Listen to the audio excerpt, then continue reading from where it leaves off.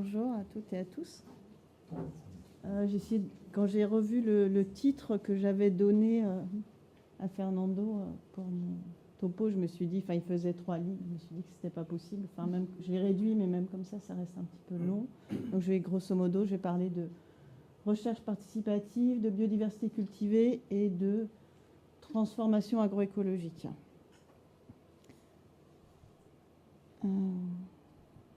Comment on avance ?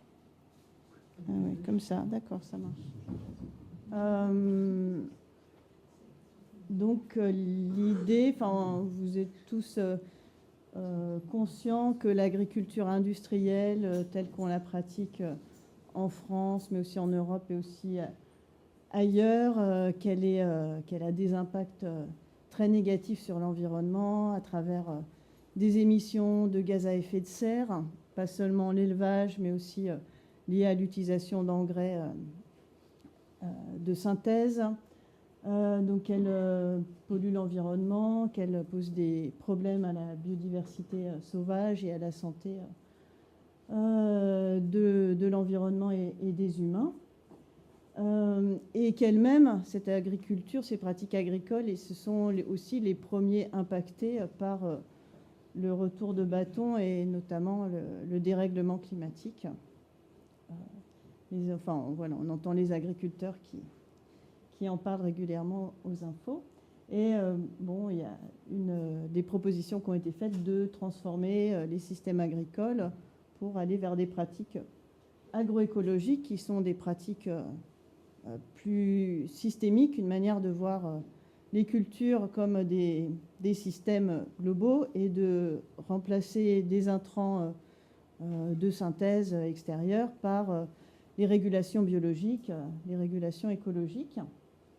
Et un des principes en agroécologie, c'est de remettre de la diversité dans les champs et dans les paysages, parce que je pense que vous l'avez aussi remarqué, mais nos paysages agricoles, nos systèmes agricoles se sont énormément uniformisés et simplifiés au cours du XXe siècle, avec des grandes zones, des grandes régions spécialisées. Là, je parle plus pour la France, mais je pense qu'on peut généraliser.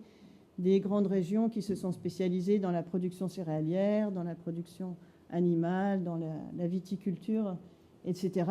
Et à l'intérieur de ces zones-là, un agrandissement de la taille des champs, la suppression des haies, etc. Et donc, réintroduire de la diversité dans les paysages agricoles et dans les champs, c'est vraiment un des leviers pour utiliser les régulations biologiques et écologiques.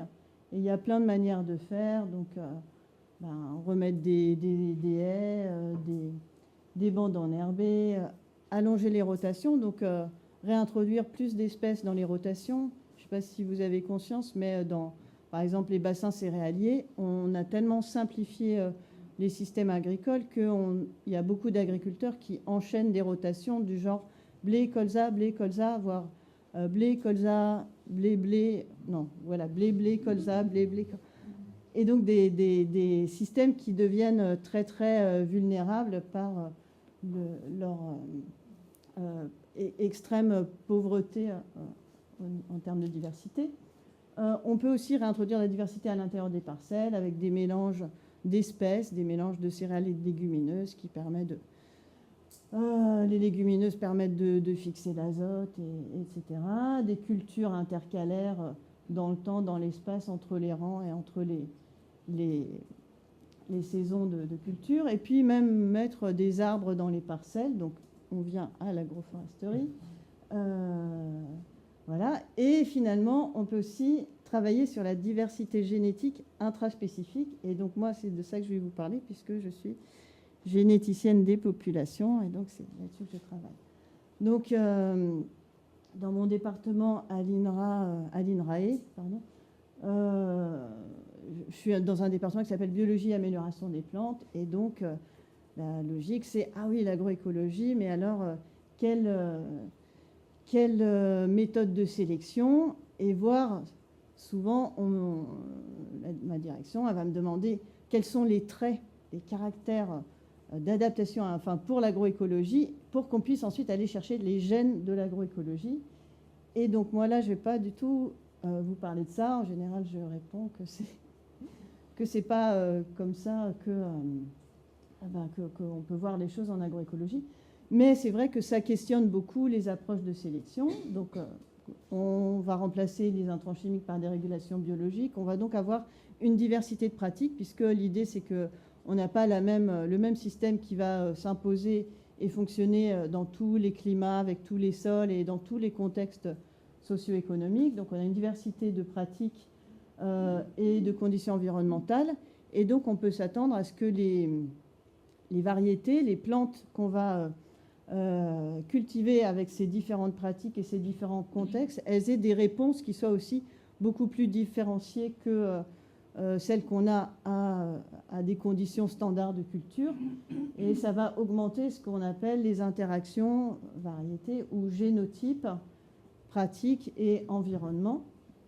Et du coup, pour bien essayer de prendre ça en compte, une manière de mieux sélectionner, c'est au lieu de sélectionner dans des stations à l'extérieur où les conditions sont optimales et on va pouvoir vraiment essayer de chercher le génotype le plus performant, on va aller décentraliser la sélection dans les conditions dans lesquelles les variétés vont ensuite être cultivées par les agriculteurs. Donc ça, c'est un premier aspect, décentraliser la sélection.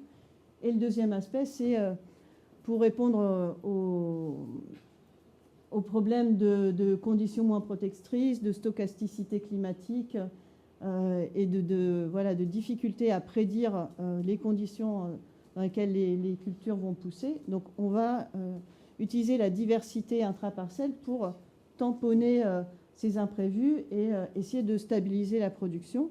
Et dans le système agroécologique, on ne cherche pas à maximiser le rendement, mais plutôt à limiter les risques et éviter pour l'agriculteur et pour la culture les accidents. Et donc pour cela, on va sélectionner, on peut faire des mélanges de variétés ou sélectionner des populations, c'est-à-dire un ensemble de plantes un peu différentes entre elles, mais qui va présenter globalement un fonctionnement, une certaine adaptation au milieu. Donc on va, avec cette diversité génétique intraparcelle, on espère stabiliser le comportement de la culture chaque année et minimiser les risques. Mais on va aussi essayer de bénéficier de cette diversité dans le temps en ressemant d'une année sur l'autre ces populations pour essayer de travailler sur l'adaptation temporelle et donc essayer de travailler à la fois sur l'adaptation locale et l'adaptation temporelle. Et donc, je n'ai pas le droit de bouger, mais je ne sais pas si on voit la flèche. Non, du coup, on ne la voit pas. J'ai pas mal là. Donc, au cours du XXe siècle, on a fait ce processus d'une simplification, uniformisation, homogénéisation. Et donc maintenant, il faut faire ce processus où on va écologiser l'agriculture, mettre de la dynamique, remettre la diversité en mouvement dans les champs des agriculteurs. Et donc finalement, dernier aspect, en fait, on réalise que ça implique des changements aussi très importants pour les agriculteurs. On va chercher à adapter localement, à prendre en compte le contexte. Et donc pour cela, ça paraît vraiment logique d'incorporer les connaissances des acteurs du terrain et d'utiliser un processus d'innovation qui va être contextualisé et qui va inclure ces acteurs et ces actrices et qu'on peut résumer sous le terme d'approche participative. Alors donc ça, c'était un peu le raisonnement de un certain nombre de scientifiques de scientifiques. Et on voit qu'on arrive à la conclusion, à l'idée qu'il faudrait que les agriculteurs et les agricultrices, ils travaillent autrement, ils se mettent à sélectionner, à travailler les semences. Et donc ça, évidemment, il faut qu'en face, il y ait aussi une envie et une volonté, que ça corresponde à une volonté de ces acteurs et de ces actrices. Et en fait, ce qui est intéressant, c'est que en France, au moins depuis le début du XXIe siècle, dans les années 2000, on a des paysans et des paysannes, mais aussi des jardiniers, des jardinières, des amateurs qui vont s'inquiéter de la perte de biodiversité cultivée, qui vont chercher les vieilles variétés de pommes, etc., qui vont, enfin, globalement, qui vont faire le constat que les variétés commerciales qui sont proposées à la culture, elles ne répondent pas bien aux exigences de l'agriculture biologique, de l'agroécologie ou de l'agriculture paysanne, les trois termes pouvant se recouper plus ou moins, parce qu'elles sont sélectionnées pour des autres objectifs, elles sont sélectionnées en station, en conditions optimales, pour donner le meilleur potentiel en agriculture intensive, avec des intrants, tout contrôlé, avec des pesticides, etc. Donc, quelque part, ça se tient. Qui recherche aussi des variétés hétérogènes, parce qu'en fait, les paysans et les paysannes, c'est vraiment les premiers à avoir... ils ont fait le constat vraiment concret dans leur pratique que la diversité à l'intérieur de leur parcelle, ça leur permet d'éviter les chocs, de limiter les accidents et d'avoir un petit peu de résister un petit peu à ces chocs climatiques. Donc ils sont vraiment en demande de remettre de la diversité dans leurs champs. Et puis il y a aussi une demande plus politique de reprendre l'autonomie sur les semences pour pouvoir maîtriser le choix, le processus de développement, d'obtention des semences, d'être sûr de l'origine, de l'indépendance vis-à-vis des brevets, des OGM, etc. Et puis aussi maîtriser le coût. C'est clair que pour certaines espèces, le coût des semences, il peut devenir rédhibitoire quand derrière on est en bio, que les rendements ne sont pas mirobolants et qu'on va utiliser la culture pour nourrir les animaux de la ferme. Donc on ne va pas faire des bénéfices de fou sur la production. Donc ces acteurs, ils sont organisés en 2003 au sein du réseau Semences Paysannes, donc qui réunit des syndicats, des organisations d'agriculture bio, mais aussi des tas de collectifs locaux qui se préoccupent de la biodiversité cultivée. Et donc là, je vais passer plus à un niveau plus personnel, donc raconter un petit peu comment, moi j'ai rencontré les gens du réseau Semences Paysannes et qu'on a construit des choses ensemble en termes de recherche. Donc j'ai rencontré les gens du réseau Semences Paysannes en 2002. J'ai rencontré des agriculteurs de la Confédération paysanne qui étaient ceux qui allaient organiser en 2003 des rencontres et qui allaient aboutir à la création du réseau. Et donc ils m'ont invité à venir à ces rencontres-là, où il y avait près de 300 personnes, essentiellement des paysans, des paysannes, aussi quelques personnes qui transforment, des jardiniers, jardinières aussi, etc. Et puis quelques chercheurs et chercheuses.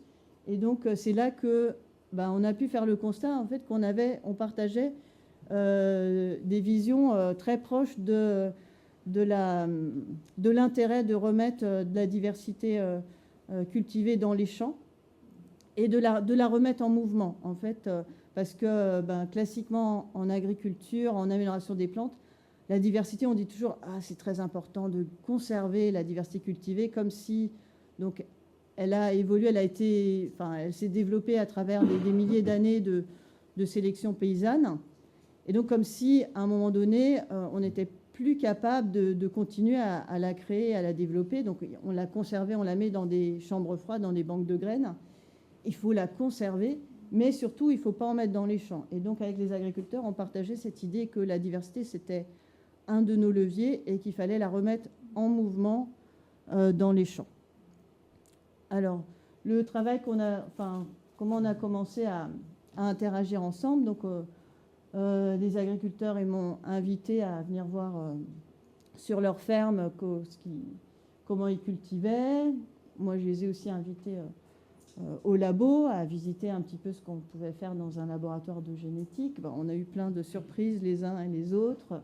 Moi, j'ai réalisé, en arrivant la première fois que j'étais sur la ferme, que à la fois, moi, personnellement, j'avais l'impression de plus rien connaître, puisque les choses que je connaissais, c'était la génétique du blé, principalement les mécanismes de génétique des populations, mais tout le côté système, le côté rotation des cultures, interaction avec les haies, les enjeux, enfin tout ça, j'étais vraiment le sol, enfin voilà, j'avais l'impression de tout d'un coup de rien connaître.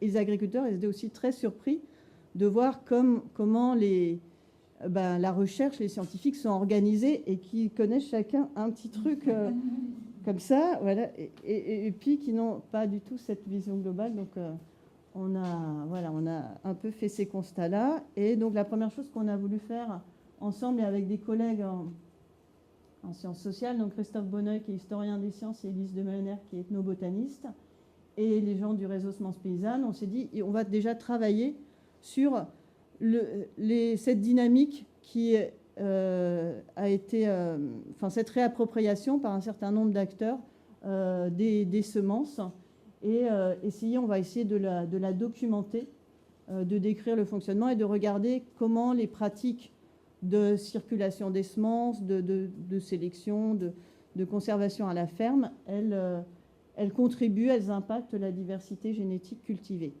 À l'époque, en 2004, il y avait une instance qui s'occupait des ressources génétiques cultivées, donc la diversité cultivée, c'est le Bureau des ressources génétiques, le BRG, qui depuis a été fondu dans la Fondation pour la recherche sur la biodiversité. Et ces gens-là, en fait, à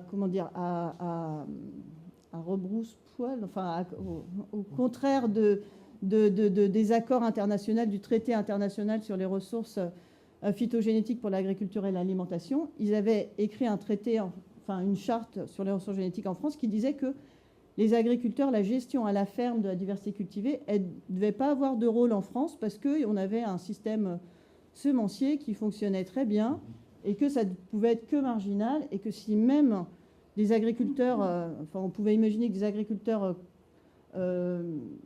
fassent quelque chose à la ferme, ce serait très compliqué parce qu'on ne pourrait jamais garantir qu'ils conservent à l'identique la diversité sur leur ferme. Alors que typiquement dans le traité, ce qui est reconnu, c'est la gestion in situ, la gestion dynamique à la ferme, et donc le fait que c'est bien une dynamique qui se passe et non pas que ça n'aurait aucun intérêt que les agriculteurs conservent à l'identique. Enfin bref, il y avait vraiment un problème de compréhension entre le Bureau des ressources génétiques et puis quelques scientifiques et le réseau Semences Paysannes. Mais donc ils ont quand même accepté de financer notre projet.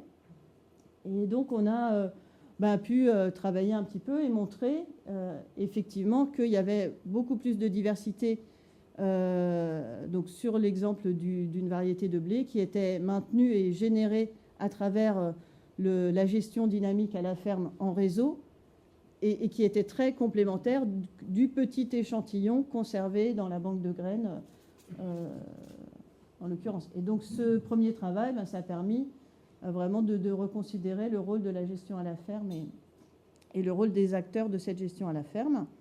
Et aussi pendant ce travail-là, les agriculteurs avec qui on a travaillé ont commencé à me dire oui, nous c'est vrai qu'on a fait des choses, on essaie de se réapproprier les variétés. Donc en fait le travail qu'ils faisaient, c'était de ressortir des variétés qui dataient d'avant le processus de sélection industrielle, donc du début du XXe siècle ou de la fin du XIXe siècle, de les remettre en culture. Et donc ils trouvaient qu'il y avait un grand intérêt à cette diversité-là.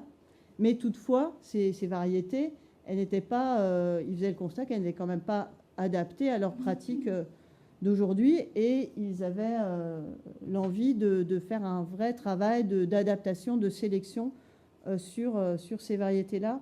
Et donc ils m'ont proposé de commencer ça, et donc de passer à une recherche avec des objectifs à la fois de produire des connaissances sur les stratégies pour la gestion dynamique à la ferme, mais aussi une recherche-action pour produire des variétés populations concrètement qu'ils allaient pouvoir cultiver, qui allaient être adaptées à leur contexte et à leur pratique, et également de soutenir une réappropriation, un renforcement de l'autonomie des acteurs pour qu'à l'issue des projet de recherche, les choses puissent perdurer.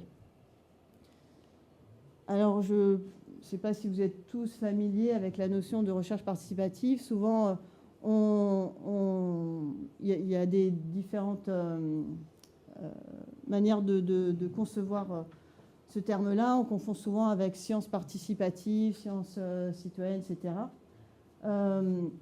Moi, je m'inscris, super, merci, vraiment dans la manière dont ça a été défini par l'association Sciences Citoyennes, ce terme de recherche participative. Derrière, pour moi, il y a vraiment une idée de co-construction avec des acteurs qui sont organisés de la société civile, c'est-à-dire avec des acteurs qui sont porteurs d'une problématique, d'un enjeu, éventuellement, et d'une connaissance de la problématique.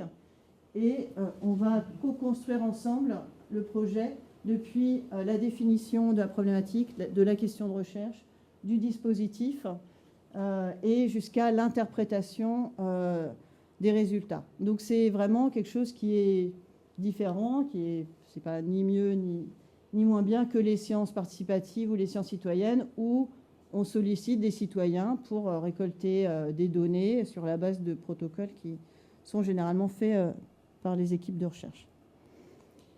Alors les principes de ce projet de recherche participative, comme j'ai dit tout à l'heure, c'est qu'on va décentraliser la sélection dans les fermes.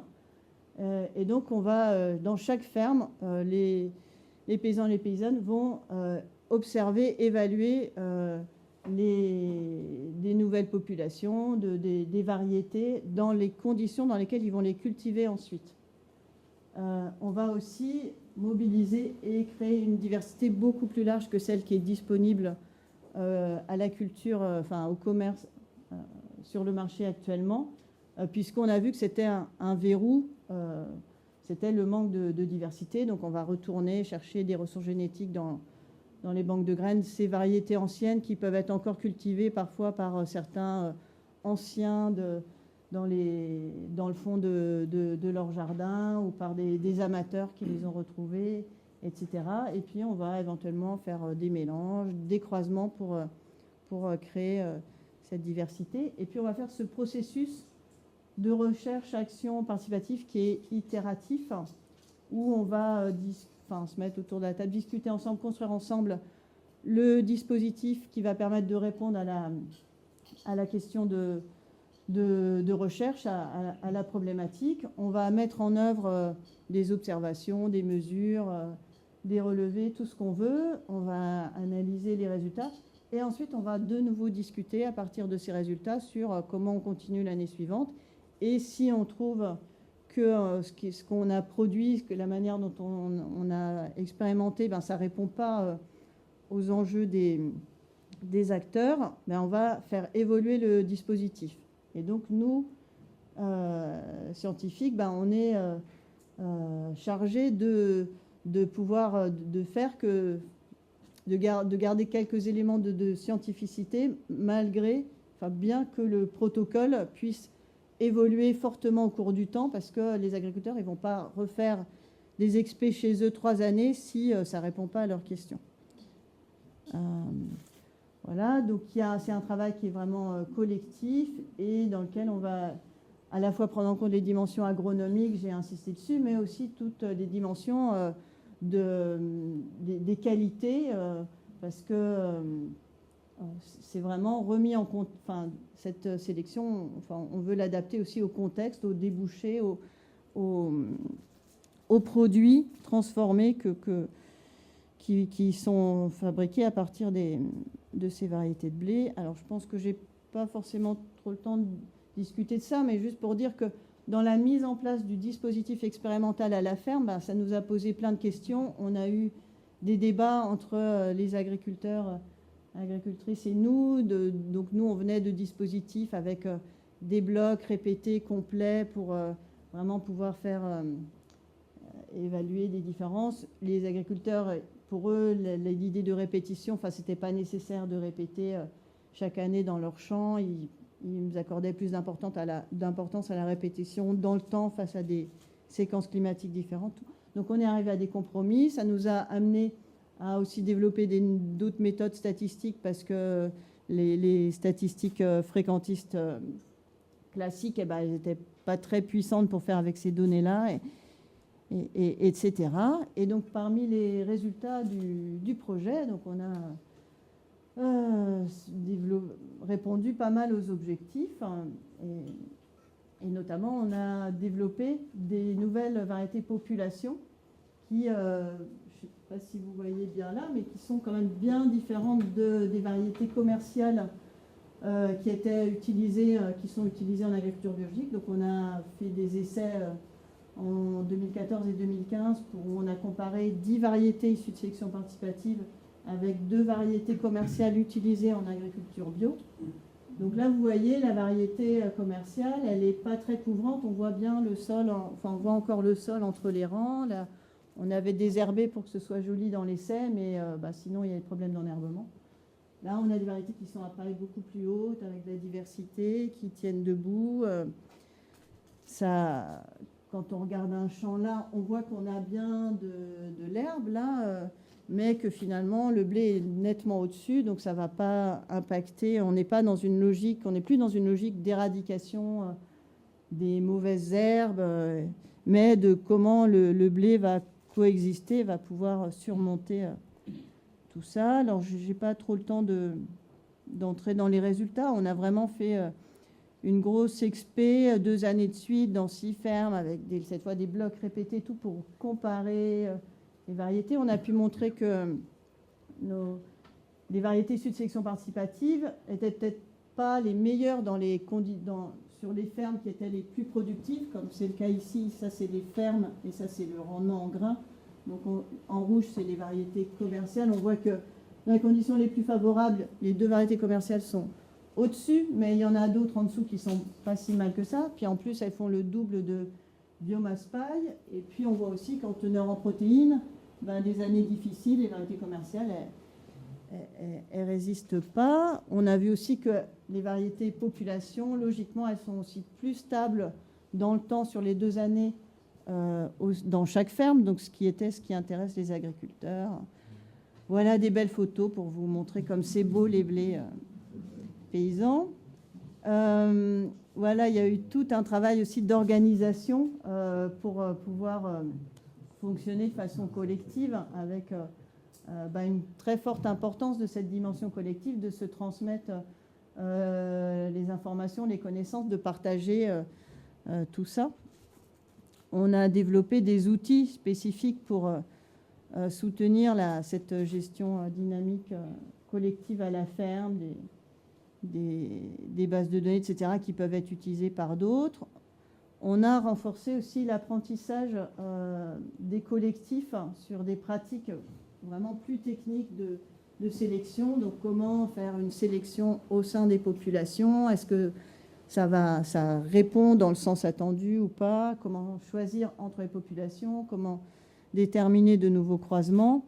On a fait des formations pratiques pour faire des croisements, mais comme c'est quand même quelque chose qui va venir un peu en concurrence des pratiques pour faire fonctionner la ferme au printemps et qui c'est un peu tendu s'il pleut et tout. Donc le plus souvent, quand les agriculteurs ont envie de faire de nouveaux croisements, ils vont nous demander de les faire chez nous et on va leur envoyer les graines ensuite.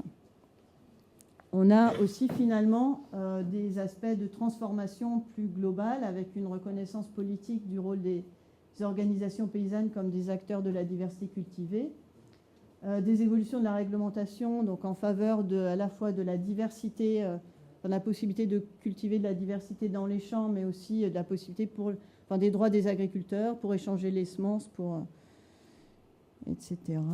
La suite, je n'en parle pas forcément. Et juste peut-être finir sur les aspects liés vraiment à cette recherche participative. Donc, je pense beaucoup d'entre vous mènent aussi des recherches de ce type-là. Donc, ça prend plus de temps.